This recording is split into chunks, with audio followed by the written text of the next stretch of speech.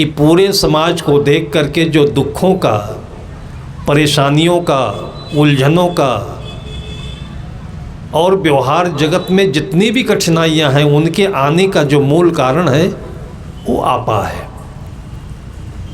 और आपा कहाँ से बनता है? आत्मा के बिल्कुल ठीक नीचे से ही बनता है। जिसको आत्मा का बोध नहीं हुआ है, जो अपने जीवन के स्वच्छ स्वरूप को नहीं समझता है, अपना सुख जैसे, अपना दुख जैसे दूसरे के सुख दुख को नहीं समझता है, वो कहीं न कहीं आत्म केंद्रित हो जाता है कि जो कुछ है वो मैं हूँ, जो कुछ मिले मुझे मिले, जो कुछ हो मेरे साथ हो, और फिर हम सबके ऊपर राज करें, सबके ऊपर दबंगई करें। इसको आत्मा के नीचे ही जो कील बनती है वहीं से उसको महत्व की आकांक्षा होने लगती है। फिर उसको अपने अंदर में अपने आप का एक बड़ा भाव बनने लगता है, जिसको घमंड भी कहते हैं, अहंकार भी कहते हैं। और उस ज़माने में सदगुरु कबीर साहब के इसको आपा कहते थे। साहब कहते हैं अपनी भाषा में, आपा तजय। इसको छोड़ना चाहिए। सबका तकलीफ अपने जैसे है, सबका दुख अपने जैसे है। आज गांव के किसी एक लड़के में कोई अवगुण आया हुआ है, कल को धीरे धीरे दूसरे में आएगा, फिर तीसरे में आएगा, फिर पूरे गांव में आएगा। वैसे ही आएगा जैसे किसी घर में आग लगी है और हम हंस रहे हैं, बैठे हैं, ताश खेल रहे हैं, क्योंकि हमारे घर थोड़ी है, वो तो दक्षिण मोहल्ले में है। और यही करते करते सोचते सोचते हवा घूमी और दक्षिण से उत्तर की तरफ चिंगारी आई, फिर उत्तर से पश्चिम की तरफ चली गई, वो पूरे गांव में आग लगी, फिर अपना भी घर जला। लगभग ऐसे मौक़ों पर मैंने देखा है कि आत्मा के गुण में ये सहानुभूति होने के नाते अगर गांव में इस प्रकार से कोई इमरजेंसी पड़ती है तो सारी गांव के लोग मिलकर के वहाँ पर सहयोग में उपस्थित होते हैं। आग लगने पर पूरा गांव इकट्ठा होता है। किसी घर में बेटी का विवाह हो तो पूरे गांव के लोग स्वाभाविक रूप से चले जाते हैं, जो मदद करना है करते हैं। आज के ज़माने में थोड़ा आत्म केंद्रित लोग पैसों की वजह से ज़्यादा हुए। अभी बहुत सारे लोग इसमें बैठे हैं जिन्होंने सामूहिक रूप से, घर में बेटी के लिए बारात आई है, 3 दिनों की बारात होती थी, तो उस बारात के लिए जो व्यवस्था चाहिए था वो पूरे गांव से होता था। तब एक ठेका उका नहीं चलता था। प्रत्येक घर से खाट आती थी, दरी आती थी, बिछौना आता था। और यहाँ तक कि और थोड़ा पहले ज़माने में जाए, जब पीसने के लिए चक्की और हालर नहीं होता था तो गेहूँ बांट दिया जाता था, तो घरों घरों में गेहूँ लोग पीस करके उस घर में दे जाते थे। पूरे गांव भर के लोग मिल कर के बनाते थे भोजन, पूरे गांव लोग मिल कर के बनाते थे। और 3 दिनों तक ऐसी सेवा होती थी बारातियों की कि गांव वालों को ऐसा नहीं लगता था कि केवल फलाने की बेटी है, सबको लगता था कि हमारी बेटी है। और इतने स्नेह के साथ में उसके पैर पूजे जाते थे, निछावर दिया जाता था, सब लोग आते थे, सहयोग करते थे और एक सुंदर वातावरण बनता था। इसको आत्मा का भाव कहते हैं। अब पैसा बढ़ा, उनके नाने से भी काम चल जाएगा, उनके नाने से भी काम चल जाएगा। जब जब पैसा बढ़ा है और जिनके जिनके पास पैसा हुआ है और आत्म भाव नहीं था, वो बोध नहीं आया कि सब कुछ पैसे से नहीं होता है, और उनके अंदर में फिर पैसे का दम्भ आया, फिर पैसे का घमंड आया। और उन्होंने देखा नहीं कि पैसा केवल काम नहीं कर सकता है जब तक लोगों की आत्मा साथ में काम ना करे।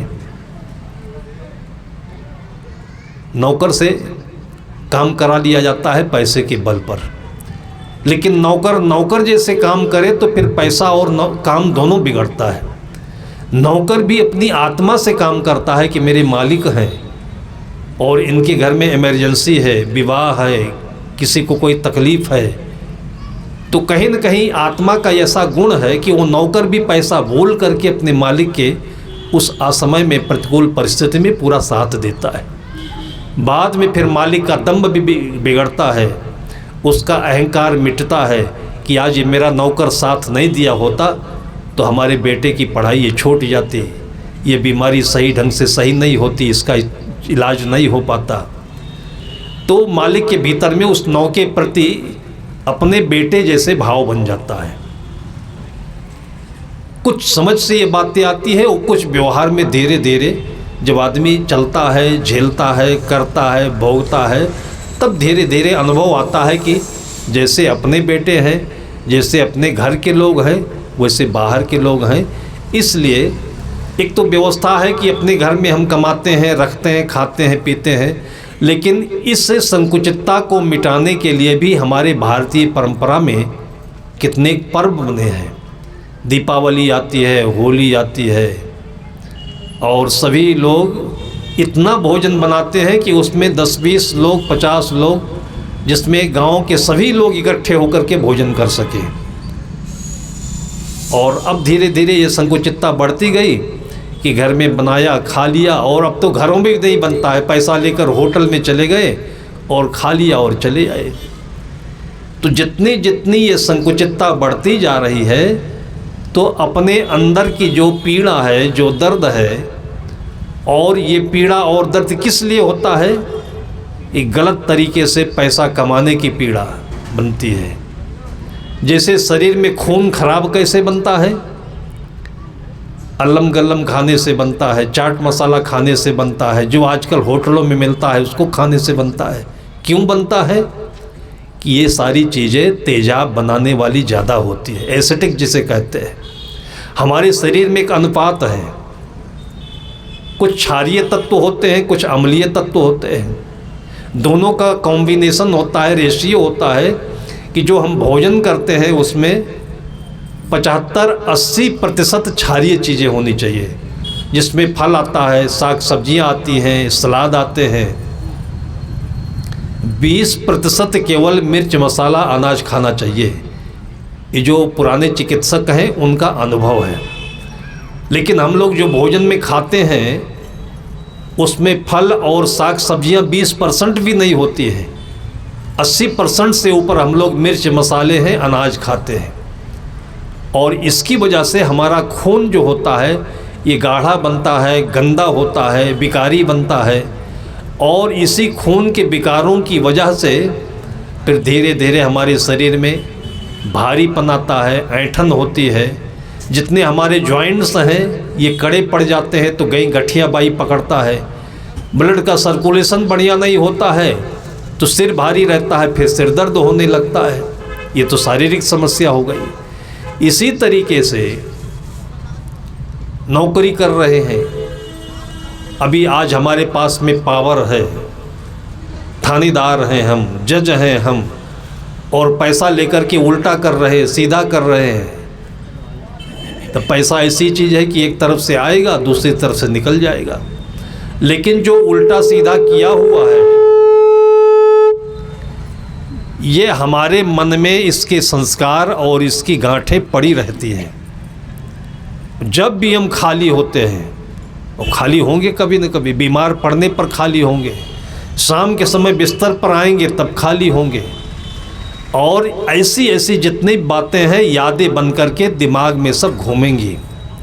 तब नींद अच्छी नहीं आएगी, डर सताएगा, पाप का डर होगा, और फिर ये सिर भारी होता जाएगा, और फिर भूख बिगड़ेगी, और इसी प्रकार से फिर आदमी के भीतर में लोग जो कहते हैं कि अब यमराज आ गए हैं और इसके सिर को पटक रहे हैं। गलत गलत सपने आते हैं जिसमें सांड आता है, यमराज आते हैं, भैंसा आता है, चुड़ैल आती है, और तब कहते हैं जब ज़्यादा बिगड़ जाता है तब लोग कहते हैं इसको भूत लगा हुआ है, प्रेत लगे हुए हैं, और आओ बाओ बोलने लगता है। ये सब इकट्ठे नहीं हो जाता है 2-3 दिन में, ये सब होने में समय लगता है। तो इन सब विकारों से, वैचारिक विकार हो, शारीरिक विकार हो, इससे बचने के लिए ही पुराने ज़माने से, जिसको आचार विचार और आहार विहार कहते थे, गीता में श्लोक आता है, युक्ताहार विहारस्य युक्त कर्मश्चेष्टसु युक्त स्वप्नाव बोधस्य योगो भवति दुःखः। जितनी भूख हो उससे भी थोड़ा कम खाइए। खाइए क्या केवल पूड़ी नहीं, केवल मालपुआ नहीं, केवल खीर नहीं। हालांकि ये सब अच्छी चीज़ें हैं, लेकिन ये अच्छी इसलिए हैं कि आपको भूख लगी हो, और भूख लगने पर रोटी मिले तो, पूड़ी मालपुआ मिले तो, ये दोनों चीज़ों में कोई ख़ास फ़र्क नहीं है, बल्कि रोटी ज़्यादा खा सकते हैं। अगर रोटी की जगह पर पराठा मिले, पूड़ी मिले तो कम खाइए। अब आश्चर्य ये है कि आज विज्ञान के ज़माने में जबकि बच्चों को इनका सबका फार्मूला बताया जाता है कि कैल्शियम क्या है, फैट क्या है, मिनरल्स क्या हैं, विटामिन्स क्या हैं, ये सारे बच्चे पढ़ते हैं स्कूल में, लेकिन जब खाने लगते हैं तो लगता नहीं खा रहे हैं। ऐसा लगता है कि जैसे ट्रैक्टर के अंदर में जेसीबी मशीन में पेट्रोल और डीजल भरा जाता है, बैठ के और हचक करके पेट में भर लिया, उसके बाद फिर इसमें पानी भी चाहिए, हवा भी चाहिए, थोड़ी खाली जगह भी चाहिए, ये भूल गए। पहले के ज़माने में जब पढ़ाया जाता था तो बताया जाता था कि आपको अनाज से जितनी ताकत मिलती है उतनी ही ताकत आपको हवा से भी मिलती है, जितनी ताकत हवा से मिलती है उतनी ताकत जल से भी मिलती है, और ये सब होने के बाद भी पेट में थोड़ी जगह आकाश के लिए, खाली जगह के लिए रखनी चाहिए। गोस्वामी जी कहते हैं, चित जल पावक गगन समीरा, पंच रचित या अधम शरीरा। 5 तत्वों के लिए जगह होनी चाहिए, और ये कई बार भरे चले जा रहे हैं। क्यों भरे चले जा रहे हैं? उसके मूल में चले जाएं तो अंतिम कारण यही लगता है, अहंकार। अहंकार क्या बोलता है? हमको ऐसी मानसिकता देता है कि हम कमाए हैं, हम नहीं खाएंगे तो कौन खाएगा इसको, दूसरा नहीं खा सकता है। ज्ञान क्या है? खाने की चीज़ें या दुनिया की सारी चीज़ों पर हमारा अधिकार नहीं है। जल पर हमारा अधिकार नहीं है, पृथ्वी पर हमारा अधिकार नहीं है, साग सब्जियों पर हमारा अधिकार नहीं है। पूरी पृथ्वी, पूरी सृष्टि पर किसका अधिकार है? एक शब्द में कह दे तो भगवान का अधिकार है। अब जो लोग भगवान को नहीं समझते हैं वो अभी माथा पटकने लगेंगे, झगड़ा करने लगेंगे। भगवान कहाँ दिखता है? कौन भगवान बैठा है? ये भी हमारा दंभ है, अहंकार है। अहंकार ऐसी चीज़ है कि जो एक कुर्सी पर बैठ जाता है, लेकिन भगवान ऐसी चीज़ है जो सब जगह व्यापक है। भगवान शब्द का अगर हम उसका विश्लेषण करें तो इसमें 5 अक्षर आते हैं।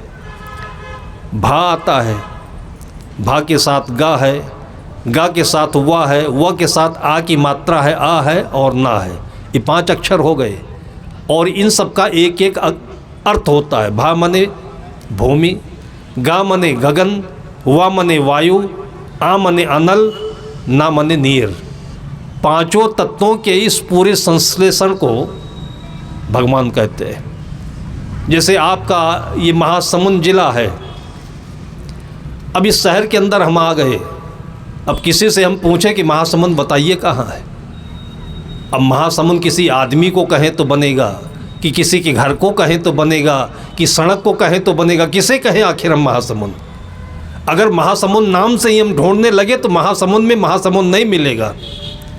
तो जैसे महासमुंद नाम है लेकिन मिलेगा नहीं, ऐसे भगवान एक नाम है लेकिन मिलेगा नहीं। समझ में आ जाएगा।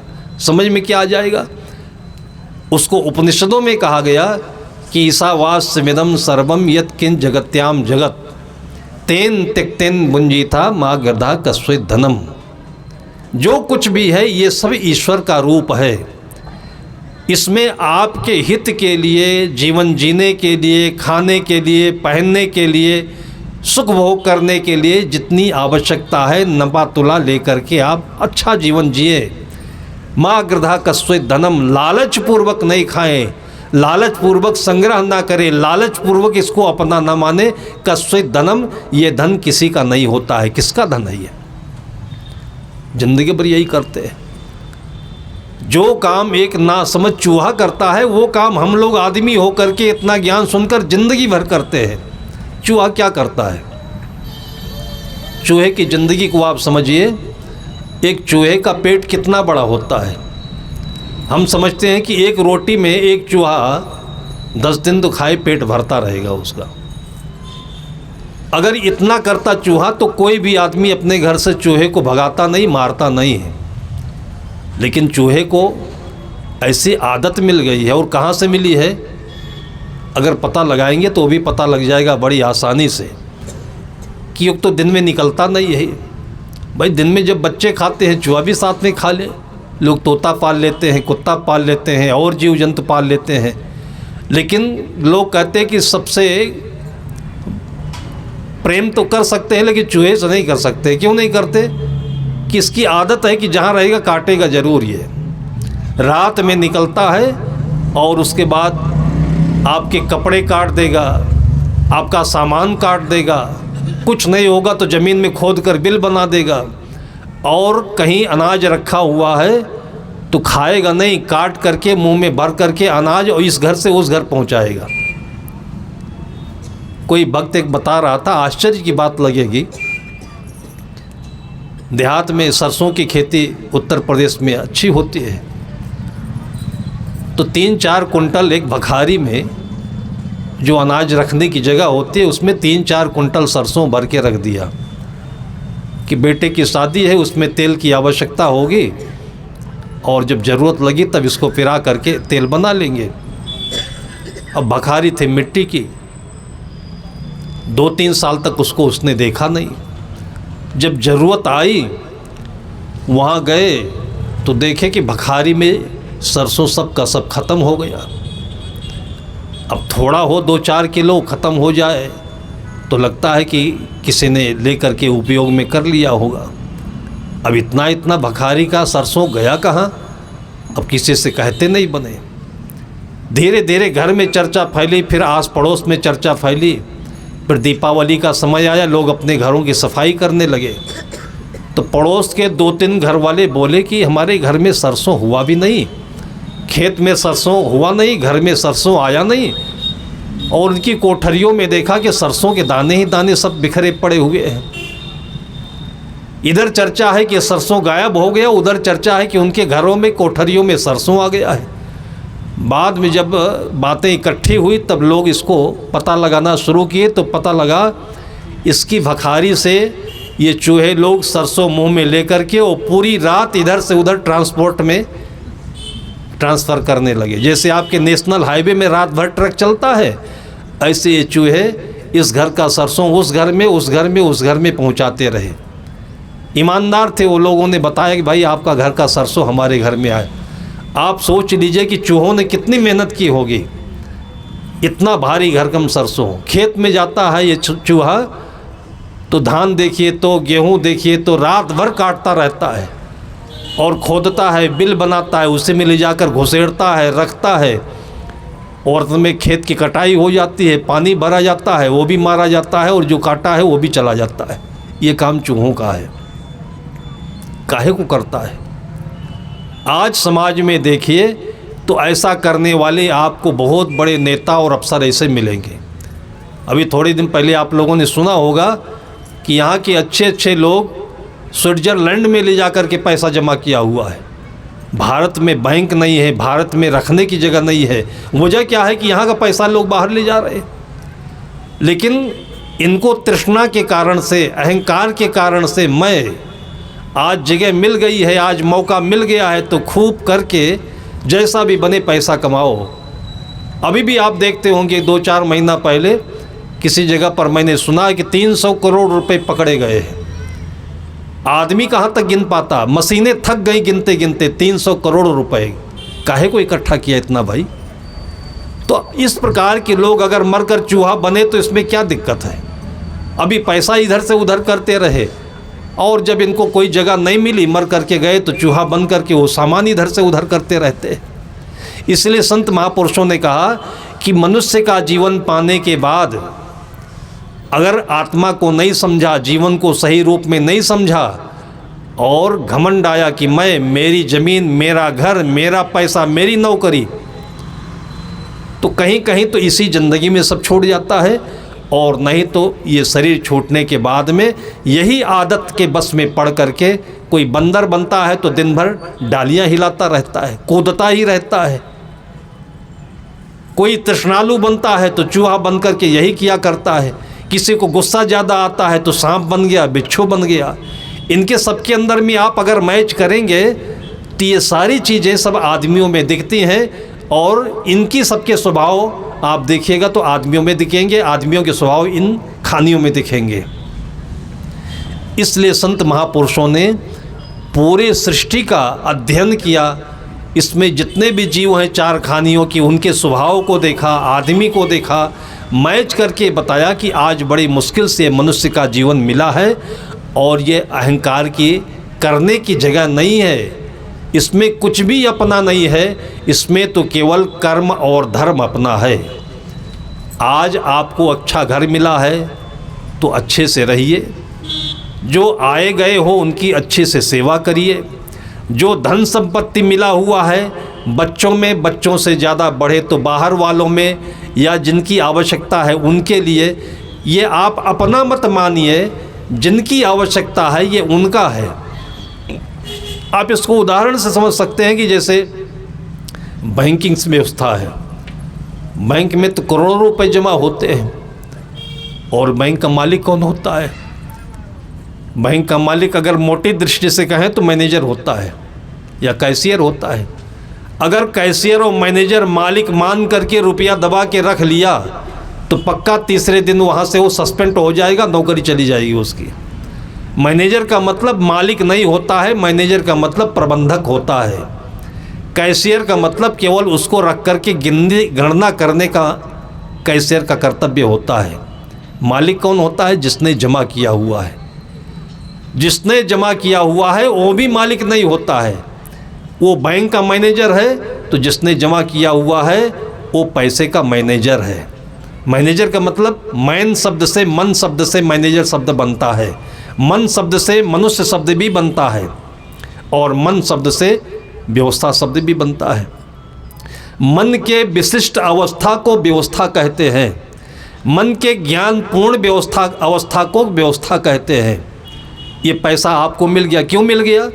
कि आपने पहले जन्म में अच्छा पुण्य कमाया था, तो आज आप कुछ कर रहे हो तो, नहीं कर रहे हो तो। ऐसी भी बात नहीं है कि आप घमंड करें कि मैं बहुत कुछ कर लिया हूँ तो पैसा हमें मिलेगा, और पैसा मिल गया है तो हम ही भोगेंगे। कहीं भी आपको इस जगह पर घमंड करने की गुंजाइश नहीं मिलेगी अगर ज्ञान विचार से आप देखेंगे तो।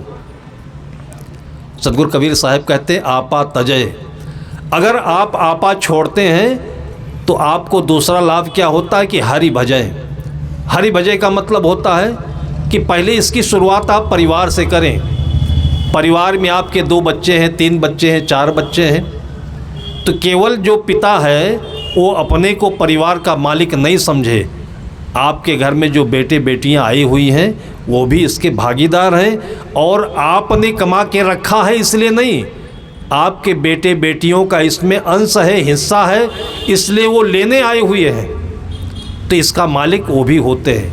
मालिक वो भी शब्द ठीक नहीं है, इसका हिस्सेदार वो भी होते हैं, इसके व्यवस्थापक वो भी होते हैं। जैसे परिवार में जितने सदस्य होते हैं तो आपकी पूंजी का ये संविधान परक बात है कि पिता जो होता है उसकी ज़मीन का वो अकेले मालिक नहीं होता है, जितने बच्चे हैं वो सबको उसका अंश मिलता है। इसी प्रकार से घर में जो पैसा आता है उस पैसे का भी मालिक पूरे परिवार के लोग होते हैं। अब ये भाव पिता के अंदर में हो जाए तो पिता को सबसे पहले फ़ायदा ये होगा कि घमंड नहीं आएगा, बच्चों के ऊपर गुस्सा नहीं करेगा, डांट डपट नहीं करेगा। अब दूसरे स्टेप पर यह समझना है कि बच्चों के साथ जो अन्याय होता है, बहुत कुछ मैंने देखा है माता पिता के इसी भेदभाव दृष्टि के कारण से होता है। अब बच्चे कुछ जो समझदार नहीं हुए, बहुएं समझदार नहीं हुई तो सेवा किया नहीं, चापलूसी कर दिया। ठीक ठाक माता पिता की सेवा नहीं की, माता पिता गुस्सा में आ गए, उनको हिस्सा नहीं दिया। अब ऐसे ऐसे मानसिक विकारों के कारण से पूरे परिवार में वो स्थिति बन जाती है जैसे केले का पात बिखर जाता है और सारी दुर्दशा हो जाती है।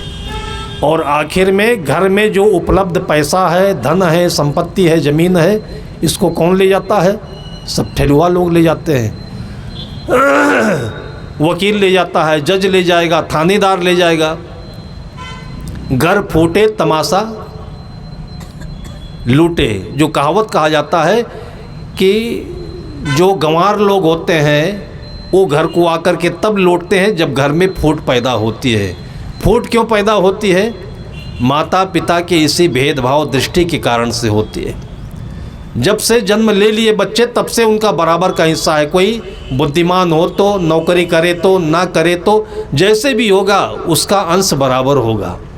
दूसरी बात यह है कि बच्चे कोई पुण्य लेकर के जन्म लिए हुए हैं तो अच्छा काम कर रहे हैं, अच्छा काम कर रहे हैं तो स्वयं अपनी ज़िंदगी संभाल रहे हैं। दूसरा बच्चा है थोड़ा सा बुद्धिमान कम है, नौकरी नहीं कर पा रहा है, पढ़ाई में कमज़ोर है, तो चाहिए कि उसका भाई जो समझदार है उसको अच्छी बुद्धि मिली है, अधिक बुद्धि मिली है, इसलिए मिली है कि अपने छोटे भाई को वो मदद करे। वो नहीं करता है तो उसके पैसे का दुरुपयोग होगा। जिसको भी इस दुनिया में ज़्यादा पैसा मिल रहा है, ज़्यादा बुद्धि मिली है, इसलिए मिली हुई है कि जिनके पास कम पैसा है, कम बुद्धि है, कम लायक हैं वो लोग, उनकी मदद करें। आप पैसे के मालिक बनते हैं तो पैसा रखा रह जाता है, आदमी मर के चला जाता है, पैसे का लड़के दुरुपयोग कर लेते हैं।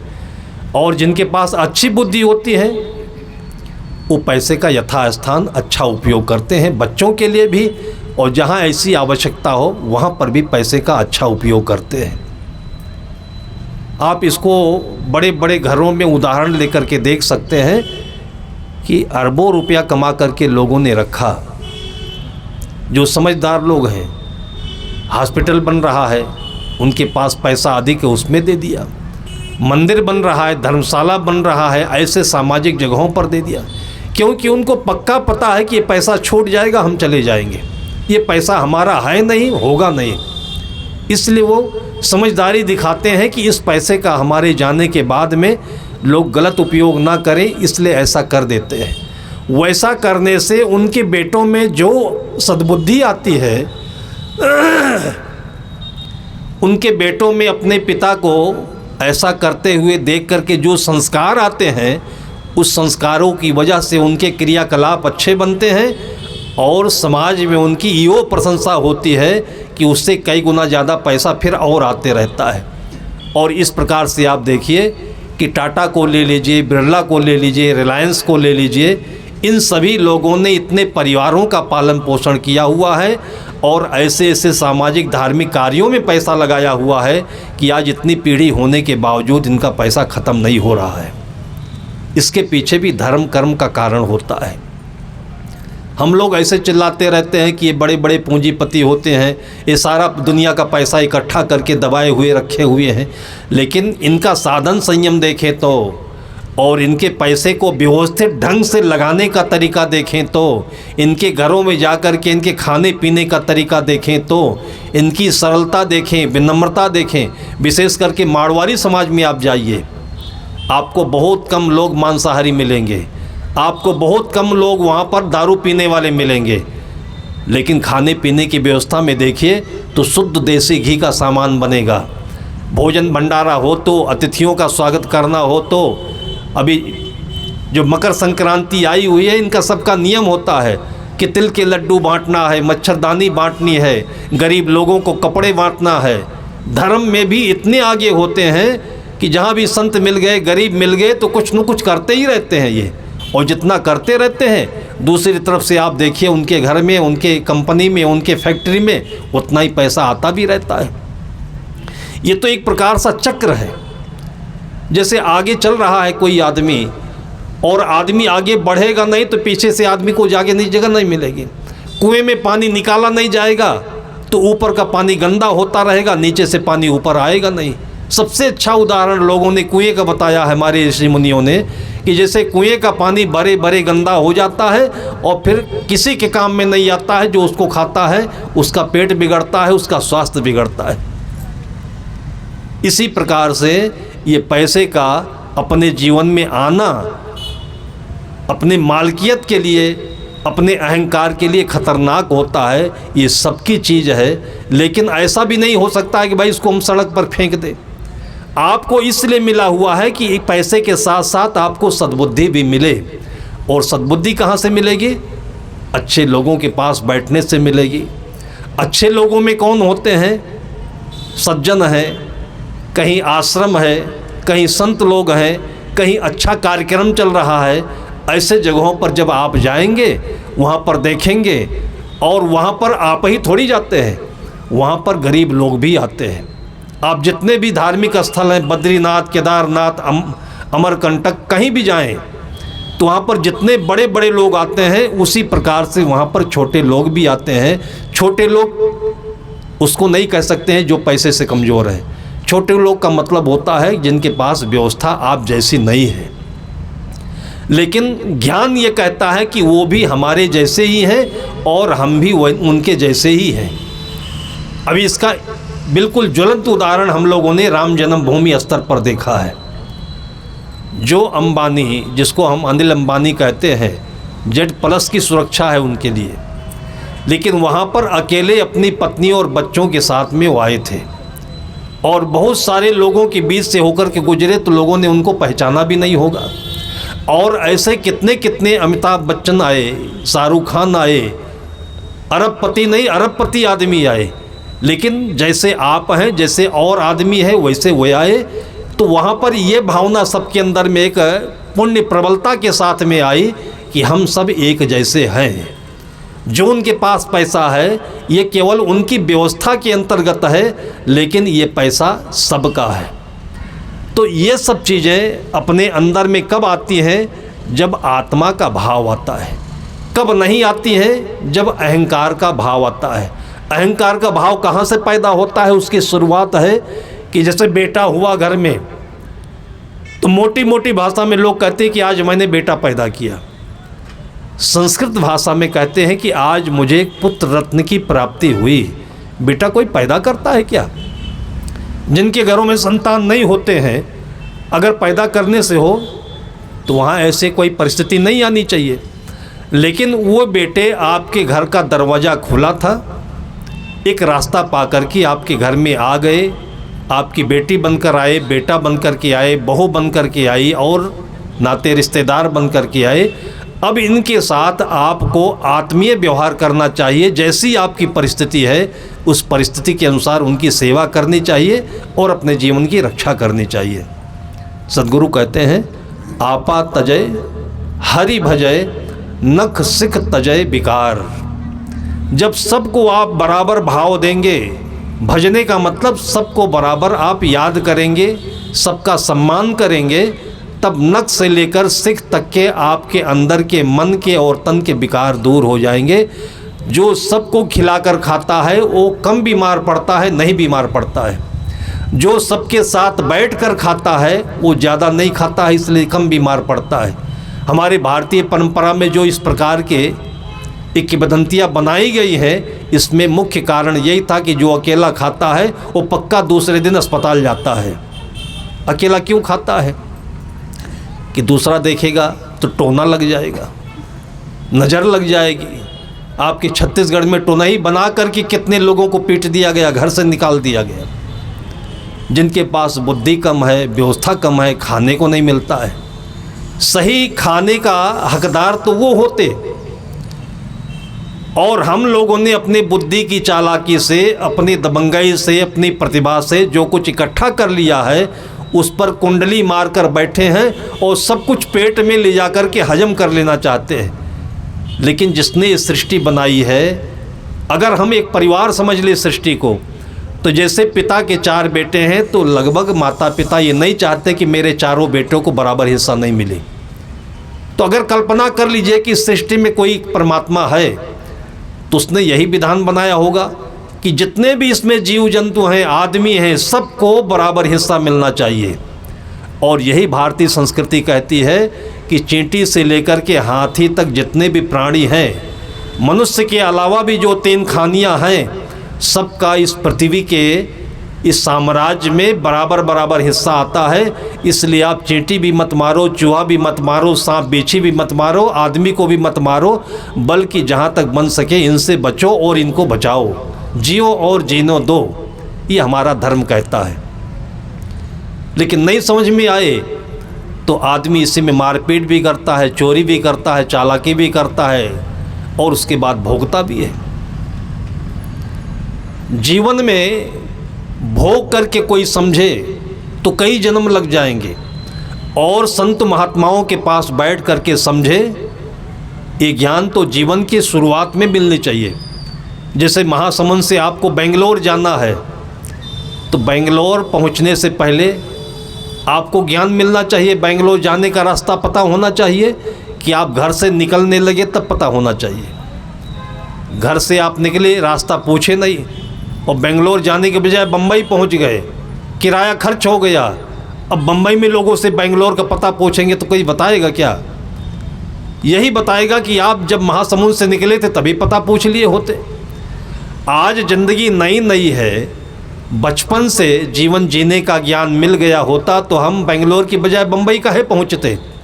हमें एक अच्छी ज़िंदगी लेकर के वृद्धावस्था में नहीं पहुंचते, हम अमर लोक में पहुंच जाते, हम परमार्थ लोक में पहुंच जाते, जहां पर मौत होती ही नहीं, जिसको जन्नत कहते हैं, जिसको स्वर्ग कहते हैं, जहां पर हर चीज़ की व्यवस्था होती है, कोई कमी नहीं होती है।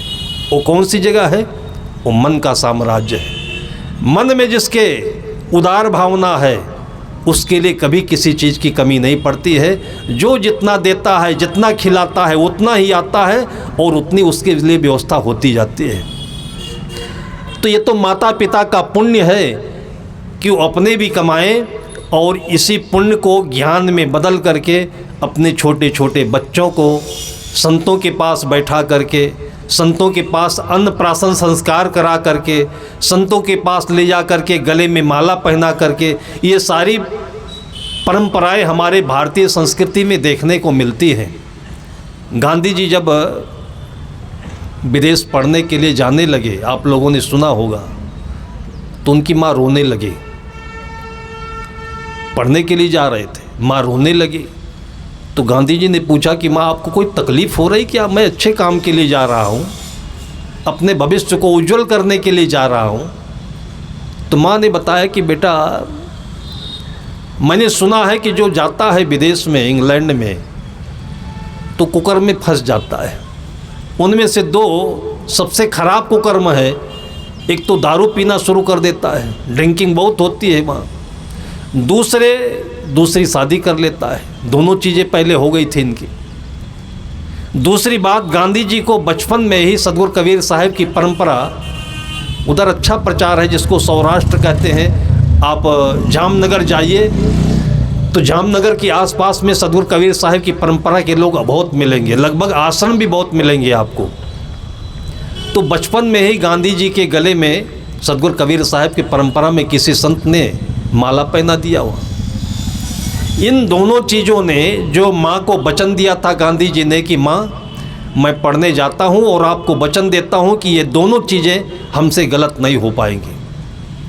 और जब इंग्लैंड गए हैं तो कुछ दिनों के बाद में पानी बदला, खाने पीने की वहाँ पर उतनी अच्छी व्यवस्था नहीं होती है, तो बीमार पड़े और हॉस्पिटल में भर्ती हुए। तो जैसे संस्कार होता है डॉक्टरों का, डॉक्टर भी वही भाषा बोलते हैं। मैंने बताया कि फोड़ा है डॉक्टर के पास, अगर एलोपैथ का है तो सीधे चाकू घुसेड़ देगा, अगर होम्योपैथ का है तो धीरे धीरे मीठी गोली दे करके उसको दबाएगा। हमारे प्राचीन परंपरा में है तो हल्दी लगा देगा, सेम की पत्ती लगा देगा। मतलब उसमें चाकू चलाने के नौबत ना आए, ऐसा भी तो कुछ हो सकता है। तो डॉक्टर भी ऐसे करते हैं। हमारे एक वक्त बता रहे थे कि मैं बीमार पड़ा और डॉक्टर के पास गया, तो डॉक्टर धीरे धीरे देखा और कहा कि आपको खून की कमजोरी है और आपको 1 हफ्ते तक अंडा खा लीजिए, ठीक हो जाएगा। वो भगत को इसी चोट लग गई, कुछ बोल नहीं दे पाई डॉक्टर से। जब वो भगत कुछ बोला नहीं तो डॉक्टर ने कहा कि कपड़ा निकालो, ठीक से मैं देख लेता हूँ। तो जब कपड़ा खोला भगत जी ने तो उनकी कंठी देखी गले में, और वो डॉक्टर जो था वो भी भगत घर का था। लेकिन चूंकि वो 5 साल 7 साल जो MBBS और MD किया हुआ है, वहाँ पढ़ाई ऐसी होती है, उनको बताया नहीं गया कि अंडे और शराब से बढ़कर के और अच्छी चीज़ें दुनिया में है। उनको अंग्रेजी भाषा बताई गई।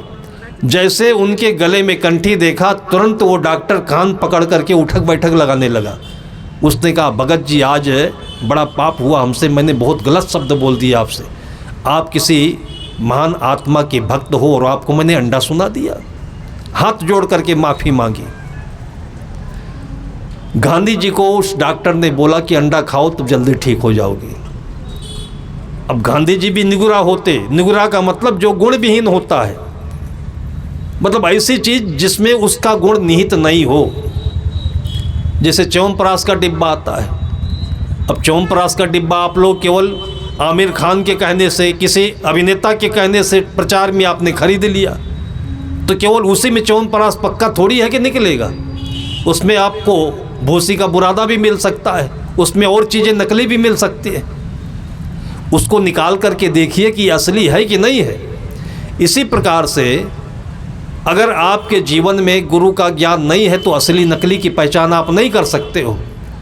गांधी जी को अगर गले में वो कंठी नहीं मिली होती और माँ का वचन नहीं होता तो गांधी जी डायरेक्ट अंडा खा ही लेते।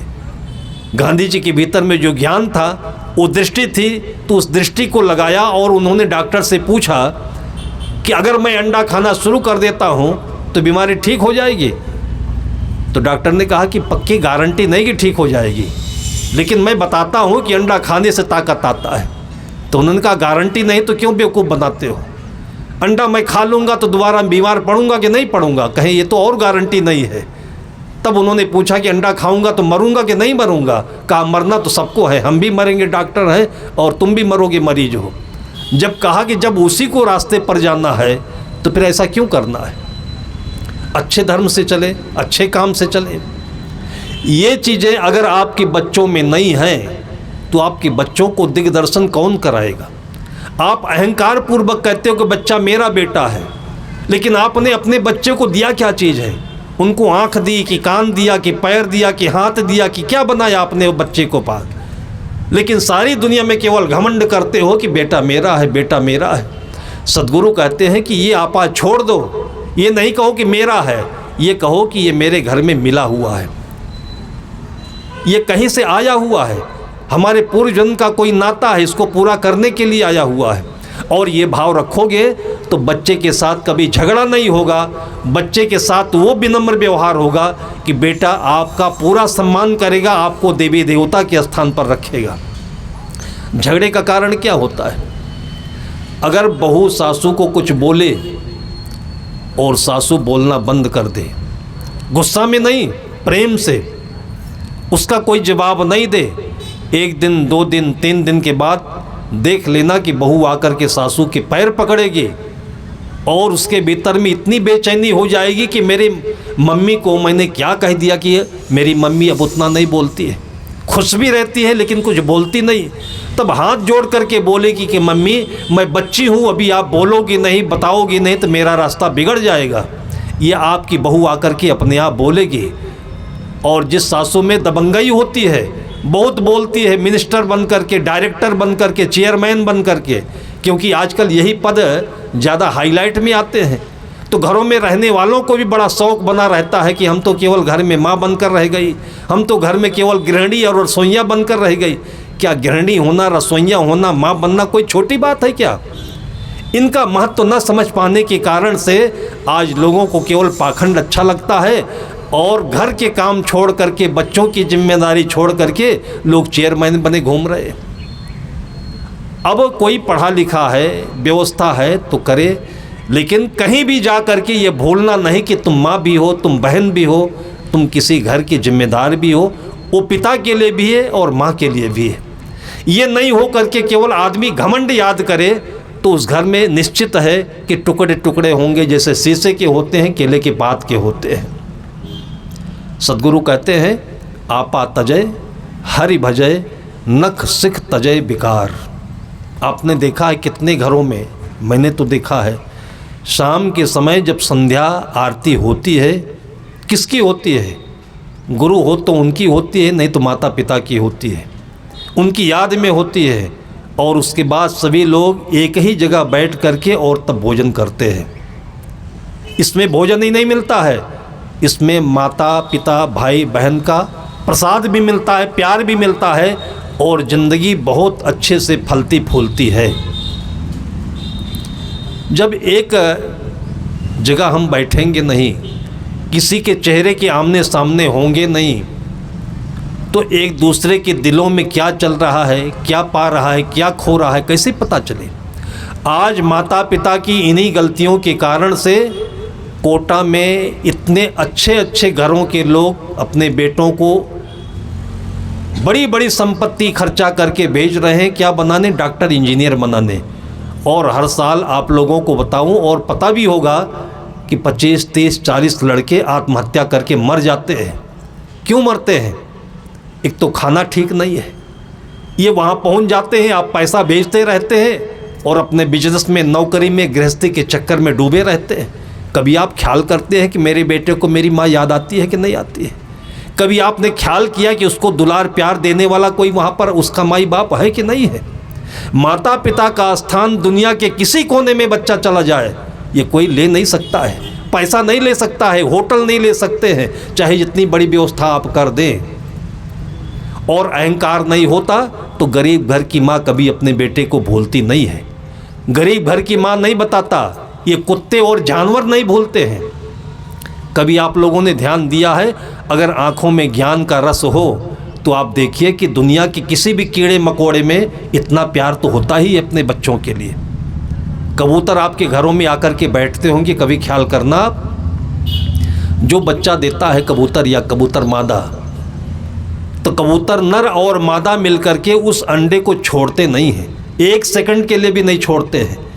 कभी मादा बैठेगी, कभी नर बैठेगा, और ऐसे उसकी सुरक्षा करते हैं, पंख फैलाकर बैठते हैं कि अपना जो संस्कार है, अपना ज्ञान है, जीवन की कला है, पूरा उस अंडे में वो समा देते हैं। उस अंडे को कोई छू नहीं सकता है। और कदाचित कभी चूक हो गई और अंडे को किसी ने छू लिया, पता नहीं आप लोगों को पता है कि नहीं पता है, अंडे को किसी ने छू लिया तो लौट करके वो कबूतर उस अंडे के पास फिर जाता नहीं। कहते हैं अंडा बरंडा हो जाता है, वो बच्चा नहीं बनता है कभी फिर। हमारे मनुष्यों को क्या हो गया है? माता पिता बच्चे का जन्म दे देते हैं, कभी बारी लगाई, कभी आपने ख्याल किया? ये व्यवस्था है। मन नहीं करता कि बच्चों को आप अपने कमरे में बंद करके रखिए, भावना के कमरे में रखिए, भावना के वातावरण में रखिए। ये किसकी जिम्मेदारी है?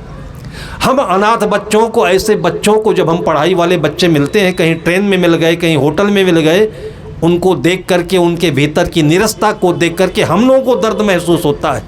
जब उनसे हम प्यार भरी बातें करते हैं तो ऐसा लिपटते हैं वो बच्चे, ऐसा मानने लगते हैं, ऐसा लगता है कि इनके माई बाप से बढ़ करके साधु संत माई बाप होते हैं।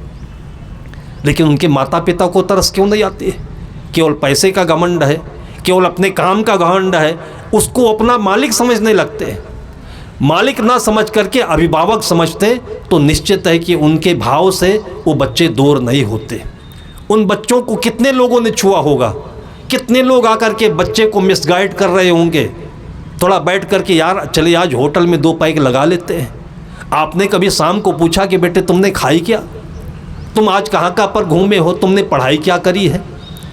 तो इस प्रकार से माता पिता का ये धर्म होता है।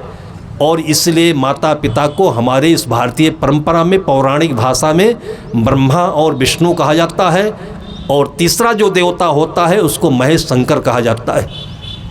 इन शब्दों को तो हम लोगों ने धज्जियाँ उड़ा दी, इसको छोड़ दिया और भूल गए। माता पिता और गुरु, ये 3 केंद्र ऐसे हैं समाज के कि जिनकी इज्जत नहीं हुई, जिनका सम्मान नहीं हुआ, तो ये धरती नष्ट हो जाएगी, ये समाज भ्रष्ट हो जाएगा, कभी कोई सुख नहीं पा सकता है। इसलिए माता पिता और गुरु होना ये जीवन का बहुत बड़ा पद है, बहुत बड़ा धर्म भी है। इस धर्म का जो पालन कर ले वो सीधे साक्षात स्वर्ग को जाता है, मुक्ति को प्राप्त करता है, और दोबारा उसको इस योनि में नहीं आना पड़ता है। ऐसे हमारे ऋषि मुनियों ने कहा हुआ है। लेकिन आज माता पिता के पद में ही क्या कमजोरी आ गई है, हमारी धारणाएं बदल गई हैं कि बच्चे के साथ वैसा व्यवहार नहीं कर पाते हैं, आत्मीयता ना होने के कारण से। और आत्मीयता क्यों नहीं होती है कि हम लोगों को हमारे पुरखों ने ही पैसा तो दे दिया, लेकिन आत्मा का भाव नहीं दिया, दिल नहीं दिया। आप लोगों ने देखा कभी जब बेटियां विदा होने लगती हैं तो बाप भी अपनी बेटी को दिल देता है, गले से लगा करके आंसू भी देता है, दिल भी देता है, और वही चीज़ बेटी को ज़िंदगी में मजबूत करता है। ऐसे माँ भी देती है। तो ये माता पिता की जिम्मेदारी होती है, और इसी से आपको जो रिफ्लेक्शन होगा, जो आपको रिएक्शन होगा, वो परम सुख के रूप में होगा। आपके बच्चे सुखी होंगे तो सुख किसको मिलेगा? कोई साधु लोग आपसे इनकम टैक्स लेने आ जाएंगे क्या?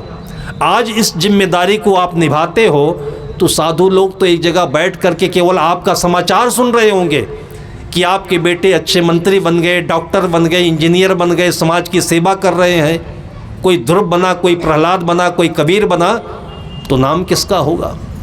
नाम साधु परंपरा का होगा, और माता पिता का राम और सीता, कृष्ण और राधा के रूप में होगा। ये दो नाम अमर हो गए हैं आज, उन्हीं में आप सबकी भी बारी होती है। इसलिए उन नामों को सुन करके आप सबके भीतर में एक उत्कंठा जगनी चाहिए कि हमारे बेटे में हमारी भावना कब जगेगी। ये हम लोग खुश नसीब हैं कि इस परंपरा में आज बैठे हुए हैं, इन चर्चाओं को सुन रहे हैं। फिर भी तूफ़ान बहुत है, भौतिक बात का तूफ़ान है। ये गाड़ियों का, मोटरों का, ग्रेनाइट का, मार्बल का, पैसों का, खाने पीने में आज देखिए, कभी कोई ज़माना होता था कि छत्तीसगढ़ में हम लोगों को पान रोटी मिलती थी तो आनंद आ जाता था। आज चुपके चुपके घरों में बोलना पड़ता है, भाई आज हमारी जलपान में पान रोटी भी बना दीजिए। तुम्हारे बहनें कहती, साहब हमारी इज्जत ले लेहू का। पान रोटी का मतलब इज्जत गई, और पिज्ज़ा का मतलब, माइक्रोनी का मतलब इज्जत बन रही है। आज हमारे बच्चों में ये सब सिगुफाएँ, ये जहर किसने बो दिया? हमारी लापरवाही ने बो दिया। आप अपने घरों में अच्छे अच्छे व्यंजन बना रहे होते, होटल में खाना बंद करते, तो आपके बेटे बेटियां ये आइटम बनाना भी सीखते। हम लोगों ने बचपन से अपने माँ के साथ रह करके और ये चीज़ें बनाई हैं, तो साधु होने में तकलीफ़ नहीं हुई। आज भी आपसे अच्छा मिठाई बना सकते हैं, पूरी पकवान बना सकते हैं। जो काम आप और आपके बच्चे नहीं कर सकते होंगे, वो हमारे साधु संत कर लेते हैं। आज भी वो ट्रेनिंग दी जाती है। आपने अपने घर को केवल चारबाग का रेलवे स्टेशन, रायपुर का रेलवे स्टेशन बना दिया, आए और निकल गए, आए और निकल गए। आपका घर घर तब होगा जब आपके बच्चों को आनंद आ जाएगा। कितने घरों में मैंने बच्चों को देखा है कि साहब को याद करते हैं, इतने दिन हो गए साहब नहीं आए, फ़ोन करके बात करा लीजिए। एक घर से मैं निकल रहा था, बार बार मैं इस बात को इसलिए बता देता हूँ कि आप लोगों को इसका शौक़ होना चाहिए कि मेरे बच्चे भी याद करें। अभी कल किसी घर में आते आते मैं पधरौनी में चला गया है, आने से पहले गया। एक छोटी सी बच्ची थी कि बच्चा मैं पहचान नहीं पाया, और हमारे साथी लोग जब आरती गाने लगे तो मुझे लगता है कि अभी 2 साल की रही होगी, और 2 साल में पहली बार वो गीत गाई हुई है। गीत तो नहीं गाई, लेकिन इतने सुंदर तराने गाने लगी हो। मैंने उसकी माँ से पूछा, मम्मी से, इससे पहले भी कभी गाई थी क्या ये? संत गए और आरती पूजा देख करके, फूल देख करके आह्लादित हो करके उसके भीतर से गीत फूट ही गए वो, और वही मीरा के गीत बन जाते हैं, वही राधा के गीत बन जाते हैं, और वही आपका भजन बन जाता है, और बेटी का वही सुंदर भविष्य बन जाता है। घर में संतों के आने से ये लाभ होता है। मैं घर से बाहर निकल रहा था, सामान बाहर निकाले जा रहे थे। जब आप ये समझते हो कि घर में साधु आया गया, बोझ उतर गया, तो फिर इससे अच्छा है कि साधु घर में नहीं आए, तो अच्छा है आप हल्के में रहिए। आप, वो ज़माना होता था कि सदगुरु विशाल देव का कोई मठ नहीं होता था, तो गांव गांव में रुकते थे वो लोग, बगीचों में ऐसे प्रण कुटीर बनाते थे। बनाने में 6-6 महीने, 1-1 साल लग जाते थे, और तब लोगों को हल जोतने का काम होता था, खेती बाड़ी में बहुत परिश्रम करते थे। आज तो मशीन का युग आ गया है। आप समझ लीजिए कि भावना भक्ति की जो पराकाष्ठा थी, कितने शिखर पर थे उस ज़माने में, कि लोग बढ़िया बगीचा तैयार करके उसमें पर्ण कुटीर बना करके और 20-20, 50-50 संतों को लाकर रखते थे, और पूरे गांव में 2-2, 3-3 महीने तक भोजन बनता था। 3-3 महीना रहने के बाद जब गांव से संत विदा होने लगते थे, तो घर के लोगों के आंखों में आंसू होते थे, और लोग शिकायत करते कि साहब जी अभी तो दिल भरा नहीं। वो ज़माना याद करिए। अब जब सीता के स्वयंवर में राम वाटिका में घूमने गए और घूमते घूमते चहलकदमी करते तेज़ी से आगे निकले चले जा रहे हैं। और सीता जी अपनी सहेलियों के साथ पीछे आती है तो सीता आवाज़ करते हुए बोलती है कि जरा देर ठहरो राम, जरा देर ठहरो राम, तो क्या नहीं है अभी हमने जी भर के देखा नहीं है।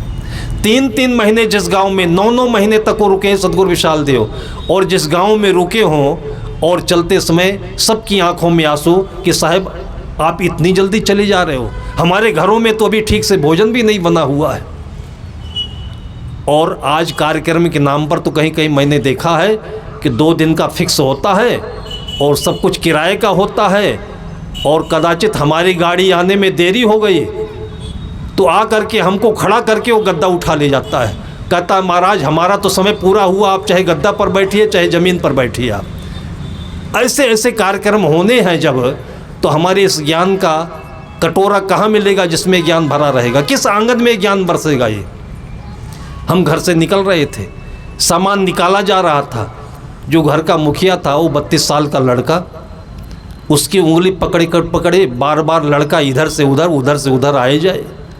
जब उस बच्चे को ऐसा लगा, वो 4 साल 5 साल का बच्चा रहा होगा, उसको ऐसा लगा कि अब साहब चले ही जाएंगे, और मेरे पापा ने कुछ कहा नहीं, तो अपने पापा से धीरे से कहता कि पापा आपने कुछ कहा नहीं, साहब अब दोबारा कब आएंगे। वो कुछ बोले नहीं। 1 बार बोला, 2 बार बोला, पापा कुछ बोले नहीं। तीसरी बार फिर उसने कहा कि पापा आपने कुछ कहा नहीं, साहब फिर कब आएंगे। तो मारे गुस्सा में वो पापा बोलते हैं साले तेरे को क्या मिलता है साहब के आने से। उसको झंझट लग रहा होगा, झंझट दूर हो रहा है, और ये फिर झंझट बुला रहा है। पापा ने कहा साले तेरे को क्या मिलता है, ये पापा की भाषा है। फिर भी वो बच्चा गुस्साता नहीं है और हंसते हुए बोलता है पापा जब साहब आते हैं ना तो संतरा खाने को मिलता है, संतरा। तब जाकर के पापा का जो गुस्सा था वो पानी बन करके उसकी आंखों से निकल जाता है। आज बाद में उसको मैंने समझाया कि तुम अपने को धन्यभागी समझो कि तुम्हारे बेटे में ये आँख मिली, ये चक्षु मिले कि संत को पहचाना तो एक बार। ये तुम्हारे ज्ञान का रस दे रहा है तुम्हारा बेटा, तुम्हारे उज्जवल भविष्य का ये प्रतीक दे रहा है, उसकी शायद घड़ी बना रहा है ये, और तुमको जल्दीबाजी लगती है। जिस घर में बच्चों में ये संस्कार आए उस घर में समझिए कि कुछ नया होने वाला है, कुछ अच्छा होने वाला है, और धरती पर स्वर्ग का अवतरण होने वाला है। लेकिन मारे अहंकार के कि हमारा घर, इसमें कोई आना नहीं चाहिए। इस कारण से घरों में अच्छी अच्छी छवियां नहीं आ पाती हैं, और हम लोग खिड़की दरवाजे बंद करके और उसी में घुटते रहते हैं, मरते रहते हैं, और ज़िंदगी नरक बन जाती है। उस ज़माने को याद करिए आप, जिसको सबरी कहते हैं, जिसको मीरा कहते हैं, हमारे पूर्वज कहते हैं कि गरीबी के समय में भी घरों में कितने आगंतुक आते थे, अतिथि आते थे, रिश्तेदार आते हैं। पता है आप लोगों को रिश्तेदारियां पहले ज़्यादा चलती थी। लोग साल भर में महीने महीने तो रिश्तेदारी करते थे, और आज लोगों का ईगो इतना बढ़ गया है कि जब तक बुलाया नहीं आए, जब तक कोई बुलाने नहीं आए, गाड़ी नहीं आ जाए, तब तक कोई किसी के घर जाता नहीं है, और शादी विवाहों में जाता भी है तो केवल चुपके चुपके खा करके और 5 मिनट 10 मिनट दे करके गाड़ी पर बैठकर चला आता है। किसी से किसी का दिल मिलता है? जब किसी से किसी का कोई वास्ता नहीं, दिल नहीं है, तो बताइए आप क्या हैं? आप किस लिए इस जन्म को धारण किए हैं? आपको मुक्ति कैसे मिलेगी, शक्ति कैसे मिलेगी, आत्मज्ञान कैसे होगा? तुम्हें गैरों से कब फुर्सत, मैंने किसी शायरी से सुना था, तुम्हें गैरों से कब फुर्सत, हम अपने गम से कब खाली, चलो बस हो गया मिलना, न तुम खाली न हम खाली। कौन खाली है दुनिया में? जब 2 आदमी एक साथ बैठ करके, उन 2 आदमी में माँ बेटे भी हो सकते हैं, सासू बहू भी हो सकती है, भाई भाई भी हो सकते हैं, मित्र मित्र भी हो सकते हैं। जब 2 लोगों को एक जगह बैठ करके दिल से दिल की बात करने की फुर्सत नहीं है, तो बताइए सत्संग क्या है? केवल टीवी देखना है, टीवी पर साधुओं के केवल आवाज़ सुन लेना है? इससे कभी कुछ नहीं होने वाला है। सत्संग का तो मतलब ये होता है कि सच्चे दिल के साथ किसी के साथ बैठ जाइए, और बैठना तभी आएगा जब घमंड निकलेगा। और ऐसे हमने बड़े बड़े लोगों को भी देखा है। नेपाल के राजघराने में मैंने देखा है। पहली बार सदगुरु प्रेम साहिब के साथ मैं नेपाल गया था, काठमांडू, और 2-4 दिन के भीतर में ही उस समय के राजा वीरेंद्र हुआ करते थे और उनकी माँ थी, उनकी मंझली माँ थी। उन्होंने अपने दरबार में संतों का भंडारा किया। बड़ा भारी हाल था, बड़ी अच्छी व्यवस्था थी और रानी कथा सुनने आई थी।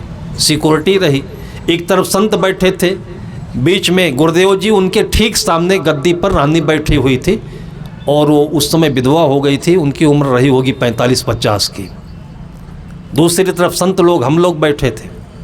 1.5 घंटे तक गुरुदेव जी ने प्रवचन किया है और मैंने देखा कि हम लोग तो ठंडे के मारे वैसे पतला कपड़ा पहनते हैं, ठंडी अधिक होती है तो घुटने में दर्द होने लगी, कभी लंबा करे कभी टेढ़ा करे। लेकिन उस महारानी को मैंने देखा कि 1.5 घंटे तक मार्बल की स्टैचू बन करके ऐसे बैठी थी कि लगता नहीं था कि इंसान है, कि ये पत्थर की मूर्ति है। ये आप लोग सोचते होंगे कि रानी तो बहुत शौकीन होती है और छैल छबीली होती है, नौकरानियों से काम कराती है, वो तो सिंहासन पर बैठती है, तमाम बातें अपने मन में आएंगी। लेकिन वो रानी थी जो 1.5 घंटे तक एकदम टस से मस्त नहीं होकर स्थिर आसन पर, इतना ध्यान में बैठना भी मुश्किल होगा लोगों को। बड़े बड़े लोगों में बड़े गुण भी होते हैं, बड़ी क्षमताएं भी होती हैं, लेकिन वो छुपी रहती हैं। और जितनी बुराइयां हैं आज देखिए टीवी में, अखबारों में सब सामने आती रहती है। रोज़ इतने रेप हो गए, हिंसाएं हो गई, हत्याएं हो गई, लेकिन बड़े लोगों के बड़े काम नहीं दिखते हैं। वो दिए जाएं तो हमारे बच्चों में लगे कि हम भी ऐसा हो सकते हैं। किसी ने अपने माँ बाप की सेवा की हो, ऐसा कोई टीवी पर लड़का दिखाया गया आपको? आज तक नहीं दिखाया गया। तो हमारे श्रवण कुमार कैसे जन्म लेंगे? होंगे भी तो छिपे होंगे, और जो करना है वो तो कर ही रहा है। कितने शिष्य अपने गुरुओं की सेवा किया, कितने लोगों ने गरीबों की सेवा की, लेकिन ये किसी के दिलों में बसता है क्या? किसी को दिखाया जाता है क्या? ये परंपरा नहीं हमारी। साधु संत नहीं आ जाए तो कोई समझ भी नहीं सकता है कि निस्वार्थ होकर धरती पर कोई जिंदा भी जी रहा है क्या? उस रानी को मैंने देखा जब भंडारे के समय हम लोग बैठे भोजन करने के लिए, जलपान करने के लिए, तो गुरुदेव जी के पास जा कर के जैसे कोई बहू बेटी बैठती है वैसे पलथी मारकर ज़मीन पर बैठी और उसके बाद संतरे छील रही थी। मैंने पहली बार देखा कि हम लोग इतना सेवा करना नहीं सीख पाए थे। वो संतरे का छिलके निकालती है, छिलके निकालने के बाद संतरे की जो फांकियाँ होती हैं वो अलग करती है, फांकियों को फोड़ करके संतरे में जो छोटे छोटे रस के दाने होते हैं वो निकाल करके तब साहब के हाथ में देती है, तब साहब संतरा खाते हैं। उस ज़माने में तो हम लोगों के पास मोबाइल नहीं था, नहीं तो ये तो हर सत्संग में रिकॉर्डिंग करके लोगों को दिखाने वाली बात थी। ये कितने बड़े पद पर होने वाले भी दुनिया के राजा रानी कहलाने वालों में इतनी विनम्रता, इतनी श्रद्धा, इतनी आस्था कि मैं समझता हूँ कि आप लोगों के बीच में वो होती तो आपकी दीदी बहन जैसे ही होकर कि आप लोगों को मन को एकदम प्रसन्न करके जाती हो। तो ये कहते हैं कि अहंकार को निकाल देने पर आदमी के भीतर में क्या बचता है? वो आत्मा है। उसका एक ही अर्थ हो सकता है जिसको मक्खन कहते हैं, जिसको फूल कहते हैं, कि वो फूल कहीं से भी आपके शरीर को, आपके मन को, तन को चुभता नहीं है। वो मक्खन आपके मुख में जा कर के पता नहीं लगता है कि कब अंदर चला गया, आपके शरीर को शक्ति दे गया। इसी प्रकार से ये भक्ति, ये शक्ति, ये ज्ञान, ये कर्म आपके जीवन को मक्खन बनाए, ये आपके जीवन को फूल बनाए, जिसको सुमन कहते हैं, सुंदर मन कहते हैं। इसके लिए बहुत बड़ा उपक्रम नहीं करना है। हम तो 1.5 घंटे केवल बातें बोल दिए। आपको केवल इतना करना है कि हमारा कुछ नहीं है, ये सब गुरुजनों का है, माता पिता का है, किसी का आशीर्वाद है। और तब देखिएगा कि आपके भीतर अहंकार नहीं पलेगा और जो कुछ है वो ज़्यादा सेवा में भी लगेगा, जाएगा भी और ज़्यादा आएगा भी। और आपके हाथों से यश और कीर्ति आपके पूरी पीढ़ी को मिलती रहेगी। और यही यश कीर्ति आज भगवान राम के नाम पर हम लोग जो गुणगान कर रहे हैं, इसीलिए कर रहे हैं कि राम ने सत्ता का लोभ न दिखा करके त्याग तपस्या की ओर बढ़े हैं। और ऐसे ही आपके बच्चों में यह ज्ञान वैराग भर जाए, संस्कार से उनका जीवन सिंचित हो और आपका घर में भी ये राम का आचरण दिखे। यही संतों की आरती है, यही पूजा है, यही अयोध्या की शोभा है। इन्हीं शब्दों के साथ आज की चर्चा को मैं यहीं पर विराम देता हूँ।